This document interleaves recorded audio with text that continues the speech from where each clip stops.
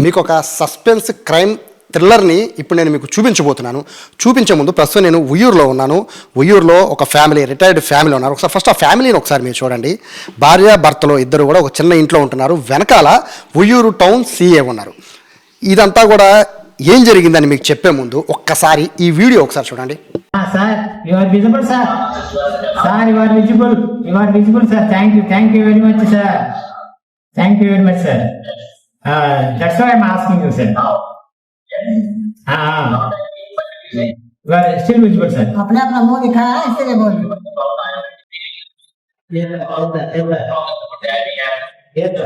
Please wait. Please wait. Don't you have shy to do such things? Elderly people, don't you have shy? Bastard, what are you doing? Where are you from? Where are you from? Come visible to me. Mr. Sivasankar, now you break the national secret. Now, What are you talking? What are you doing? Don't you have shy? Police. Remember, we will catch you. We will put you behind the bus. చూశారు కదా, ఆ వీడియోలో ఉన్నది as it ఈస్గా ఇక్కడ ఉన్న వాళ్ళే. So ఈ రిటైర్డ్ ఎంప్లాయీస్ అండ్ సిఐ గారు కూడా ఉన్నవాళ్ళే. అసలు ఏం జరిగింది అనేది మీకు ఆల్మోస్ట్ అర్థమైపోతుంది కదా. ఈ మధ్యకాలంలో సైబర్ క్రైమ్స్ ఎంత దారుణంగా వాళ్ళు ప్రవర్తిస్తున్నారంటే భయభ్రాంతులకు గురి చేసేస్తున్నారు. డబ్బులు గుంజుకోవడానికి ఎన్ని ప్రయత్నాలన్నా చేస్తున్నారు. ఆ ప్రయత్నాన్ని తిప్పికొట్టారు ఉయ్యూరు టౌన్ సిఐ రామారావు గారు. సో రామారావు గారి దగ్గరికి వెళ్ళే ముందు ఒకసారి ఎంప్లాయీస్, రిటైర్డ్ ఎంప్లాయీస్ ఉన్నారు. సార్ శివశంకర్ గారు, సార్ యాక్చువల్గా ఏం జరిగింది? మిమ్మల్ని సైబర్ అటాక్ మీ మీద జరగడానికి ప్రధాన కారణం ఏంటి? ఫస్ట్ సార్ నువ్వు ఒక ఆడియో కాల్ వచ్చింది సార్.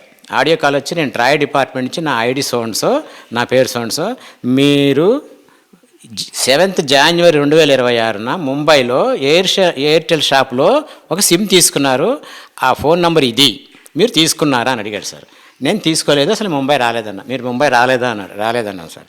అసలు ముంబై మీకు తెలియదా అన్నాడు. 1980లో వచ్చానండి నేను, తర్వాత రాలేదన్నా. ఓ మీరు సూపర్ సీనియర్ సిటిజన్ కాబట్టి మిమ్మల్ని ఆన్లైన్లోనే చేసుకోవచ్చు, మాట్లాడుకోవచ్చు, మీరు రాలేరు ఇక్కడికి, లేకపోతే మీరు ముంబై క్రైమ్ బ్రాంచ్కి రిపోర్ట్ చేయాల్సి ఉంటుంది ఇమ్మీడియట్గా అనేసి. సరే ఒక పని చేద్దాము, మీరు మీ పేరుతో ఉన్నది అది, మీరు కొనలేదంటున్నారు, మీ పేరుతో ఒక ఆధార్ కార్డులు ఇవన్నీ ఉన్నాయి. సో మీకు ఇప్పుడు సిబిఐ ఆఫీసర్కి కనెక్ట్ చేస్తున్నాను, వారికి చెప్పుకోండి అని చెప్పని అన్నాడు. ఆయన వచ్చారండి, ఇంకో ఆయన ఆఫ్లైన్లో వచ్చారు. ఇట్లాగే వీడియో కాల్ పెడుతున్నానండి, రికార్డ్ అవుతూ ఉంటుంది, అది మీరేం భయపడకుండా చెప్పండి అన్నాడు. మీ వెనకాల మేము ఉన్నాము, సైబర్ అటాక్లు తర్వాత మనీ లాండరింగ్ చాలా జరుగుతున్నాయి, దాన్ని మిమ్మల్ని ప్రొటెక్ట్ చేయడం కోసమే మేము మిమ్మల్ని ఆన్లైన్లో తీసుకుని మాట్లాడుతున్నామండి, మీరేం వర్రీ అవ్వద్దు, మీకు అందరికీ మేము వెనకాల ఉన్నాం. సిబిఐ ఆఫీసర్ మాట్లాడినాడు. ఆయన అన్నాడు చెప్పండి అన్నారు. మీ పేరు చెప్పండి. చెప్పిన తర్వాత మీరు ఫోన్ కొన్నారా అని అడిగాడు. లేదన్నాను. మీరు ముంబై రాలేదన్నా. మీరు ఎక్కడ ఉంటారన్నారు. ఆంధ్రాలో ఎక్కడ ఉంటాను. ఓ అంత నుంచి రాలేరు, మీరు just like my father and mother, మేము చాలా చిన్నవాళ్ళు, మీరు చాలా పెద్దవాళ్ళు కాబట్టి మిమ్మల్ని ఆన్లైన్లోనే చేసుకుంటాము, రికార్డ్ చేసుకుంటాము, మీరు చక్కగా మాతో సహకరిస్తే మీకేం ఇబ్బంది ఉండదండి. ఇంతకీ వ్యవహారం ఏంటంటే నరేష్ గోయల్ అని ఆయన చెప్పడం ఫస్ట్. నరేష్ గోయల్ అని ఆయన 538 కోట్లతో మనీ లాండరింగ్ చేశాడు. చేసిన తర్వాత అందులో ఆయన 3rd డిగ్రీ ఉపయోగించి ఆయన్ని మనం ప్రశ్నించాం. మేము చేసేప్పటికీ 247 డెబిట్ కార్డులు బయటపడ్డాయి అని ఫోటో పెట్టాడండి. ఆయన చూసారు ఎప్పుడు అన్నారు. చూడలేదన్న, ఫోటో పెడుతున్నా చూడండి అన్నాడు. పెట్టాడు.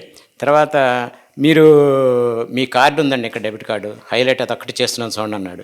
ఎట్లా ఇస్తారండి, నాకు ఆల్రెడీ లైవ్లో ఉన్న డెబిట్ కార్డు ఉంది, కెనరా బ్యాంక్ ఎట్లా ఇష్యూ చేసిందన్న అంటే అక్కడ ఫేక్ న్యూస్ చెప్పాడు. మళ్ళీ మీరు ఇంకో ఫోటో పంపిస్తున్నాను చూడండి అని.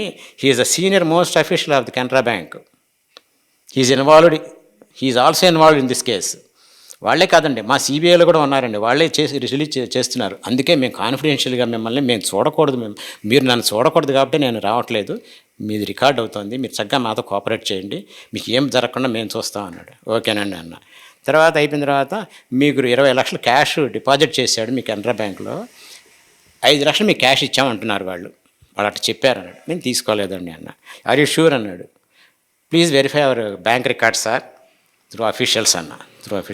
సరే ఓకే, అట్టయితే మేము చూసుకుంటాం, అది కోర్టు చూసుకుంటాం సార్, అది మా పని కాదు అని. ఓ పని చేయండి, మీదంతా రికార్డ్ అవుతుంది కదా, ఇప్పుడు మీరు ఏం చేస్తున్నారు, ఎక్కడున్నారు, మీరు ప్రొఫెషన్ ఏమిటి, మీ క్వాలిఫికేషన్ ఏంటి అన్నాడు.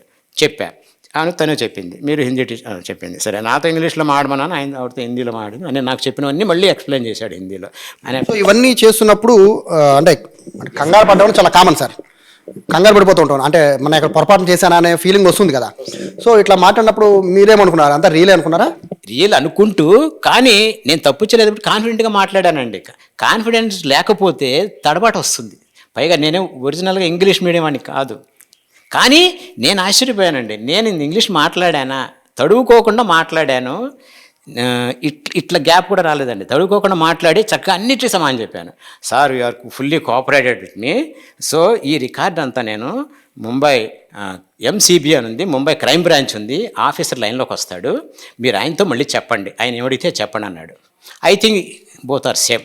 మీరు కరెక్ట్గా మాట్లాడండి, ఉన్నదన్నట్టు చెప్పండి, మేము సేవ్ చేస్తాం. సిబిఐ సేవ్ చేస్తుంది, మేము అంతా సేవ్ చేస్తే మీకు ఏం ప్రాబ్లం లేకుండా మేము రిపోర్ట్ సబ్మిట్ చేసిన దాన్ని బట్టి మీ మీద ఉన్నటువంటి కేసు తొలగించబడుతుంది అనేటప్పటికి సరే అని చెప్పానండి. నేను దీన్ని సుప్రీంకోర్టుకి సబ్మిట్ చేస్తానని రేపు పొద్దున మీకు ఆయన నుంచి లైవ్ టెలికాస్ట్ ఉంటుంది, మీరు ఆయనతో కూడా చక్కగా ఇవన్నీ మాట్లాడిన, ఆయన ఏమడిగితే చెప్పండి అన్నాడు. సరే సార్ అన్న. మీ కాల్ని రేపు పొద్దున్నకి సుప్రీంకోర్టులో నుంచి మీ హీరింగ్ ఉంటుందని చెప్పారు. నేను పంపించేశానండి, ఎప్పుడు ఉంటుందో రేపు పొద్దున్న నాకు వాళ్ళు చెప్తారండి అన్నాడు. మర్నాడు పొద్దున్న 9 గంటలకు మీరు రెడీగా ఉండండి ఇక్కడ అన్నాడు. కూర్చున్నాం సార్, మొన్న పొద్దున కూర్చున్న తర్వాత హలో అన్నాడు. వచ్చారు ఉన్నారు కదా అన్నాడు. సరే ఇప్పుడు నేను కనెక్ట్ చేస్తున్నాను, మీకు చీఫ్ జస్టిస్ లైన్లోకి వస్తారు, నేను మీరు వాళ్ళు రావంగానే హానరబుల్గా లేచి నుంచోండి చాలు అన్నాడు. సరే మామూలుగా నుంచున్నాము. అప్పటికి please sit down mister Shivashankar and Bharatalakshmi అన్నాడు. కూర్చున్నాము. ఆయన క్వశ్చన్స్ వేసాడు. సార్ మీరు ముంబైలో ఫోన్ కొనుక్కున్నారా, ఈ నెంబర్ మీదేనా అని అడిగాడండి. Same questions. ఆ క్వశ్చన్ అడగంగానే నాకు 100% తేలిపోయింది సార్. సుప్రీంకోర్టు చీఫ్ జడ్జి నన్ను ఆ క్వశ్చన్ లైవ్లో అడుగుతారా అనేది నాకు అప్పుడు అసలు 100% క్లియర్ అయిపోయింది. 8 అవర్స్లో ఇస్తూ వాళ్ళు జడ్జి గారు చెప్తారు, రిలీజ్ చేస్తారు, అది మీకు ఇచ్చేస్తాము. సో మీరు రిలీవ్ అవ్వచ్చు, ఈ కేసు నుంచి రిలీవ్ అవ్వచ్చు. ఈ 4 మాత్రం ఇలాగే ఉంచండి, జారీ చేయండి, ఇలాగే దీన్ని ఏం పని చేయొద్దు అని చెప్పారు. అది వాళ్ళు మాకు ఇచ్చింది. వాళ్ళు 9 లైన్లోకి వస్తారు కదా, మేము మా పనులను కంప్లీట్ చేసుకుని లైన్లో ఉంది ఆ తలుపులు వేసిన బండి తీసుకుని బయటికి వెళ్ళిపోయామండి. 8 బయటికి వెళ్ళిపోయాం. టిఫిన్ తిందాం, బయట తిందాం, మా తమ్ముడి వంటికి తిందామని అయ్యేటప్పటికి చివరికి చేసి సార్తో మాట్లాడాలి. నేను డైరెక్ట్గా వెళ్ళనా అని మా తమ్ముడిని అడిగితే ఇక్కడే ఆఫీసు, నేను మాట్లాడిస్తానని ఫోన్ చేశారండి. ఫోన్ చేసేప్పుడు సార్ వెంటనే రియాక్షన్, నేను విజయవాడలో ఉన్నాను, నేను మీకు హెల్ప్ చేసి నేను ఉన్నాను, మీ వెనకాల భయం వద్దు. సిఐ గారికి చేశారు మీరే, అంటే లైన్లో ఉన్నప్పుడే మీరు పోలీసులు కాంటాక్ట్ అయ్యారు. వాళ్ళు అప్పుడు వెళ్ళిపోయారు. నిన్న పొద్దున వెళ్ళాను నేను బయటికి. నిన్న పొద్దున కాంటాక్ట్ చేశాం మా తమ్ముడి ద్వారా, నేను చేయలే అనేసి కాంటాక్ట్ చేస్తే ఆయన అన్నారు, సార్ మీరు ఎక్కడున్నా నేను వచ్చేస్తాను, డైరెక్ట్ ఫోన్ చేశారు సార్ నాకు ఆయన. అప్పుడు నాకు నేను బలం వచ్చి సార్ మేము వెయిటింగ్ అన్నాను. సరే ఆయన వచ్చారు, ఇక్కడనే సెటప్ చేసుకున్నాం, మాట్లాడాము. ఆ తర్వాత మీకు తెలిసిందే నాకు ఆయన సిఐ రామారావు గారు వాళ్ళ డిపార్ట్మెంట్ అంతా I will grateful them, I will thankful them. తర్వాత నేను సెటప్ చేసిన తర్వాత 9 నేను అన్నాను, ఏంటి లేట్ అయిన 3 అవర్స్ నుంచి వెయిట్ చేస్తున్నాం మేము, ఎందుకని మీరు లైన్లో లేరు అన్నాడు. సార్ నాకు చిన్న మోషన్స్ వస్తే సెలైన్ పెట్టుకుని ఇప్పుడే వచ్చానండి, 11:30 అయిపోయింది, ఇప్పుడే వచ్చాను బయటికి, ఇప్పుడే వచ్చాను హాస్పిటల్ డైరెక్ట్గా వచ్చాను. Take milk coffee or that water అన్నాడు. I will call of 10 minutes or 20 minutes, take your own time అన్నాడు. అనేప్పటికి నో సార్ ప్లీజ్ నేను వాటర్ తాగానన్న. నెక్స్ట్ ఇవన్నీ సెటప్ రెడీగా ఉన్నాయి కదా, మళ్ళీ మనం లేట్ చేయకూడదు అనేప్పటికీ సరే ఓకే, ఇప్పుడు మీకు ఒక సార్ సుప్రీం కోర్టు జడ్జి గారు పంపించినటువంటి ఇది పంపిస్తున్నాను, ఒక ఆర్డర్ చూడండి అన్నాడు. ఫస్ట్ పేజ్ పంపించాడు sir. Supreme court of India seal, government seal, దాని మీద షీట్ మీద పైన జస్టిస్ ఏదో గవాయ్ అని ఉంటుంది కదా సార్, ఆయన పేరు Gavai, typed matter, computer typed matter, కింద సీలు, ఆయన సంతకం, కింద చీఫ్ జస్టిస్ ఆఫ్ ఇండియా, ఇవన్నీ ఉన్నాయి సార్. పెట్టాను, చూసి చదవండి మీరు పైకి అన్నాడు. పైకి చదివాను సార్. వితిన్ 7 days ఈ కింద ఫాలో అయ్యి వీటి ప్రకారం మీరు ఫాలో అవ్వండి, అప్పుడు మేము ఫైనల్ డెసిషన్ తీసుకుంటాం. మీరు ఇప్పుడు ఫాలో అయ్యే దాన్ని బట్టే మీ కేసు ఆధారపడి ఉంటుంది అందులో ఉంది. సెకండ్ పేజీలో మీరు మీ దగ్గర ఉన్నటువంటి షేర్స్ కానీ, మ్యూచువల్ ఫండ్స్ కానీ, సెక్యూరిటీస్ కానీ, గోల్డ్ కానీ, ఆర్నమెంట్స్ కానీ, బ్యాంక్ అకౌంట్స్ కానీ, తర్వాత sites, properties, postal certificates, any certificates, Gmail, email IDs including passwords అని అన్ని పేజీలకు చేసుకుంటూ వచ్చారు. 5 పేజీలు మొత్తం చేసుకుంటే ఇవన్నీ మీరు సబ్మిట్ చేయాలి. చేయలేకపోతే అండర్ సెక్షన్ సౌండ్స్ మీరు 3 to 5 years imprisonment are 5 to 10 years imprisonment are occasionally life imprisonment because this is the money laundering case అని చెప్పి కింద సైన్ చేసి పెట్టేశారు సార్. నాకు తెలుసు కదా సార్ అది వేకని. What is this sir? Yesterday only they told me you are supported CBI. Today he's reversed, he's అవి రివర్స్ కనబడుతుంది మాకు. ఇదేమిటిది అంటే, లేదండి మీరు డాక్యుమెంట్స్ సబ్మిట్ చేయండి, నీకు 20 minutes టైం ఇస్తున్నాను, చక్కగా కాఫీ నీళ్ళు తాగి మంచిలు తాగి అవి డాక్యుమెంట్స్ తీసుకుని ఇవన్నీ ఎప్పట్లో కంప్లీట్ చేసాం పూర్తిగా 20 minutesలో నాకు ఇమ్మన్నారు. 20 minutesలో ఇవ్వాలి, లేకపోతే మాత్రం మీకు ఖచ్చితంగా హడావడి చేస్తామని చెప్పి వాళ్ళ మొత్తం మీనింగ్ అదే కదండి. భగ్నం చేసింది ఎవరో కాదు, సిఐ రామారావు గారు. సార్ నిజంగా మీకు కంగ్రాట్స్ సార్. ఎందుకంటే ఈ వీళ్ళిద్దరూ చూస్తుంటే అంటే ఎవరో వీళ్ళు స్టేషన్కి వచ్చి వాళ్ళు పరిగెత్తు కంగారులో బీపీలు షుగర్లు పెరిగిపోయే పరిస్థితి ఉంటుంది.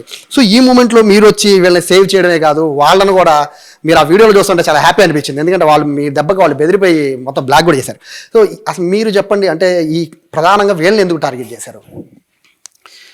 ముఖ్యంగా ఈ రోజుల్లో ఈ డిజిటల్ అరెస్ట్ సంబంధించి బాగా టార్గెట్ చేసేది ఎవరైతే ధనవంతులు ఉన్నారో, వృద్ధులు ఉన్నారో, ఇటువంటి వాళ్ళని బాగా టార్గెట్ చేస్తున్నారు. వీళ్ళ డేటా కూడా బయట దొరికే అవకాశం డార్క్ వెబ్లో ఏదైతే ఇప్పుడు ఫర్ ఎగ్జాంపుల్ డేటా ఏ విధంగా దొరుకుతుందంటే రిటైర్డ్ ఎంప్లాయీస్ యూనియన్స్ ఉంటాయి, ట్రెజరీ ఆఫీస్లో చిన్న చిన్న కాంట్రాక్ట్ ఎంప్లాయీస్ ఉంటారు. ఇలాంటి చోట్ల డేటా దొరికే అవకాశం ఉంది. అలాగే యుఎస్ కాన్సులేట్ ఆఫీస్లో, పాస్పోర్ట్ ఆఫీస్లో చిన్న చిన్న ఎంప్లాయీస్ ఉంటారు. వీళ్ళందరూ కూడా బయటికి ఎవరు వెళ్తున్నారు, ఎవరు వర్క్ చేస్తున్నారు, రెగ్యులర్గా ఫారెన్ విజిట్స్ చేసేది ఎవరు, ఇటువంటి డేటా.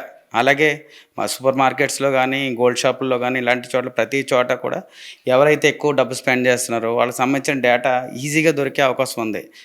ఆ డేటాని చిన్న చిన్న ఎంప్లాయీస్ దాన్ని థెఫ్ట్ చేసి అలాగే డార్క్ వెబ్లో పెట్టి అమ్మేసి అవకాశం ఉంది. ఆ డార్క్ వెబ్లో డేటా కలెక్ట్ చేసుకుని ఇటువంటి అఫెండర్స్ ఇండియన్ నెంబర్స్ నుంచి కంబోడియాలోనో లేదంటే మయన్మార్లోనో అలాంటి చోట్ల ఉంటూ ఇండియన్ నెంబర్స్ వాట్సాప్ అక్కడ యాక్టివేట్ చేసుకుని ఇలాంటి క్రైమ్ అంతా చేస్తూ ఉంటారు. దీంట్లో రిటైర్డ్ ఎంప్లాయీస్ డేటా వాళ్ళ దగ్గర ఉన్నట్టుంది. సార్ వాళ్ళని టార్గెట్ చేశారు.